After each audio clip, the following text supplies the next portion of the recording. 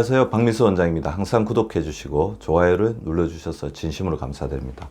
오늘은 면역세포가 내 몸을 공격하는 자가면역 경향의 초기 신호, 자가면역 질환까지는 아니지만 자가면역 경향으로 가고 있는 초기 신호에 대해서 살펴볼 건데요. 8월 중에 제 책이 출간이 됩니다. 박미수 박사의 저울 면역력, 적정 면역력에 관련된 문제이죠.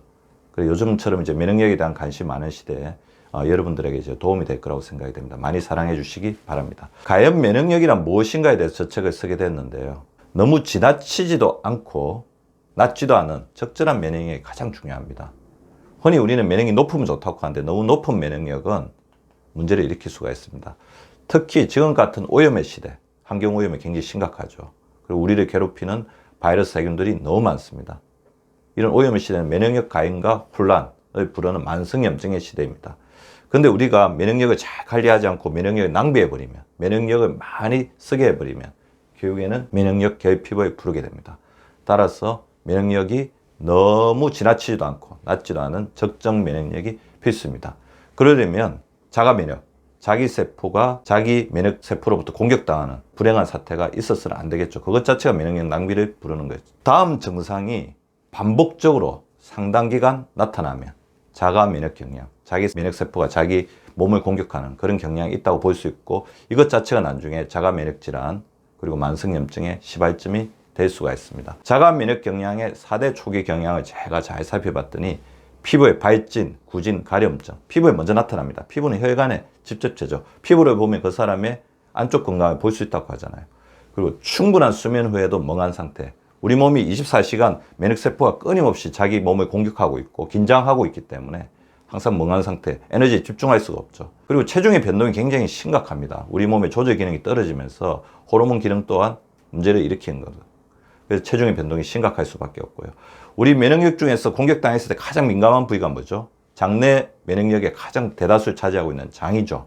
반복적인 복통과 설사, 그리고 우리 장점막과 동일한 점막 구조를 가지고 있는 입술의 궤양과 구내염, 이런 부분들이 나타나게 됩니다. 이것이 자가면역의 대표적인 4대 초기 경향이고, 그 이후에도 관절통과 근육통, 이유 없이 관절통과 근육통이 상당 기간 반복적으로 지속됩니다.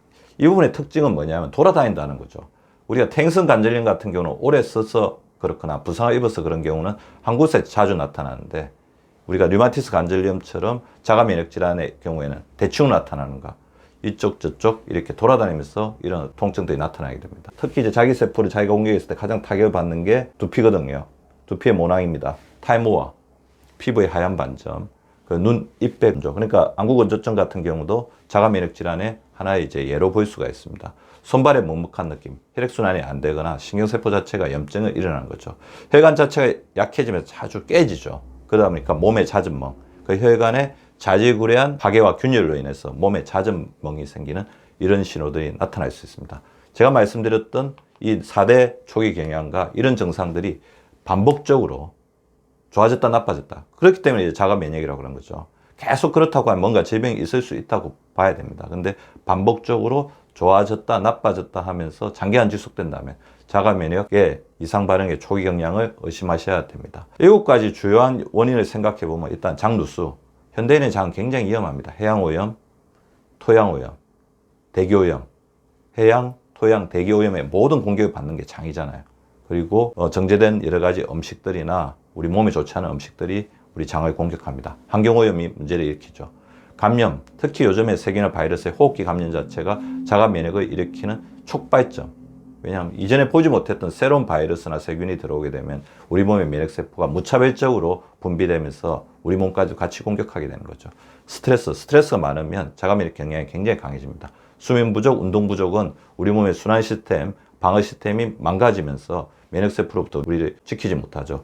어떻게 보면 혈액순환을 잘 시켜줘서 우리 면역세포가 한 곳에 머무르 있지 않고 올바르게 이동할 수 있게끔 하는 것이 가장 중요한 자가면역을 방어하는 중요한 원칙일 수가 있습니다. 그래서 수면 부족과 운동 부족을 잘 극복해서 적절한 수면과 적절한 운동을 해주는 게 자가면역 경향을 잠재울 수 있는 좋은 방법입니다. 그리고 음식도 굉장히 중요한 영향을 미치죠. 잘못된 음식은 그 자체가 하나의 독일 수가 있습니다. 그래서 자가면역 경향이 있는 사람들은 어떤 검사를 해보면 좋을까요? 일단은 간접적으로 알 수 있는 검사들 한 3가지 정도가 있을 것 같습니다.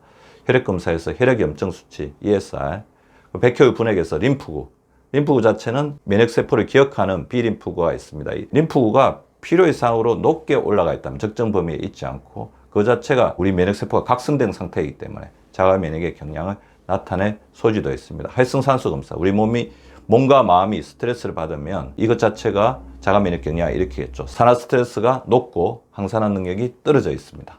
자, 자가 면역을 줄이려면 만성염증과 만성 피로를 줄여야 됩니다. 그러려면 두 가지를 비워야죠. 혈관을 비우고 호르몬을 휴식을 취하게 해줘야 됩니다. 혈관을 비우기 위해서 충분한 수분 섭취, 유산소 운동과 활동량 늘리기, 식이섬유를 풍부하게 섭취해서 혈관을 비워주시고 호르몬의 가로를 막아줘야 됩니다. 호르몬을 휴식시켜야 되죠.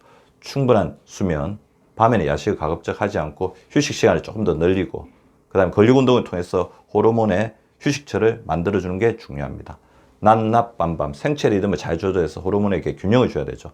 낮은 낮답게 햇빛 쬐고 밤은 빛을 제거해서 숙면을 취해주는 게 중요합니다. 칭찬을 통해서 스트레스 호르몬을 줄여주고 세로토닌이나 옥시토신의 긍정 호르몬을 늘려주는 것도 필요하죠. 자, 자가 면역을 줄이기 위해서는 네 가지를 줄여줘야 되는데요. 일이 과도할 때 번아웃을 막기 위해서 일도 일정 정도 조정해주는 게 굉장히 필요하고 걱정이나 불안을 야기하는 많은 생각들을 줄여줘야 되죠. 그래서 제가 생각 중지 훈련을 항상 강조를 드리고 있습니다. 호르몬도 밤에는 쉬어야 되죠. 혈관도 쉬어야 됩니다. 야식을 줄여줘야 되고 특히 정제된 탄수화물을 너무 많이 드시지 않는 것도 필요합니다. 자가 면역 경량을 줄여서 면역력 낭비를 막아 면역력이 평생 24시간 우리를 잘 지켜줄 수 있도록 만들어주는 지혜가 필요한 시대입니다.